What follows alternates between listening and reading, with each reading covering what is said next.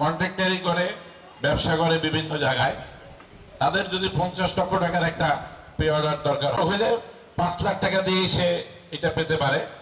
আর যদি একটু কম পরিচিত হয় সর্বোচ্চ 10 লাখ টাকা লাগে, তাতেই সে 50 লক্ষ টাকার একটা বেনিফিট পায়। আমি বিভিন্ন জায়গায়, হ্যাঁ, ওই বিট মানি যেগুলি বিভিন্ন জায়গায় আমি দেখেছি এই ব্যাংকটা বাংলাদেশে এই কারণে সর্বোচ্চ পর্যায়ে পৌঁছে গেছে। এবং ছোট ঋণ যেগুলি আছে পরিচিত থাকলে উইদাউট ডিপোজিট শর্ট টার্ম তারা লোন দিয়ে দেয়।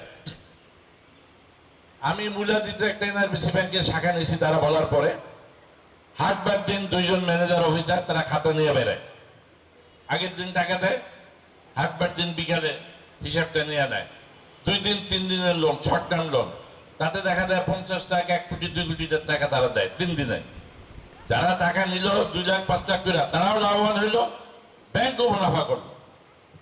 কাজেই আপনারাই যারা অন্য ব্যাংকের গ্রাহক আছেন থাকেন, সমস্যা নাই, এই ব্যাংকে একটা অ্যাকাউন্ট খুলে ওই ব্যাংকে একদিন যান 5 লাখ টাকা উঠাইতে, 7 দিন পরে এই ব্যাংকে এসে দেখেন 5 লাখ টাকা উঠাইতে, তখনই আপনারা বেশ কমটা বুঝে যাবেন যে সরকারি ব্যাংকের যে সার্ভিস এবং প্রাইভেট ব্যাংকের যে সার্ভিস আকাশ পাতাল তফাৎ।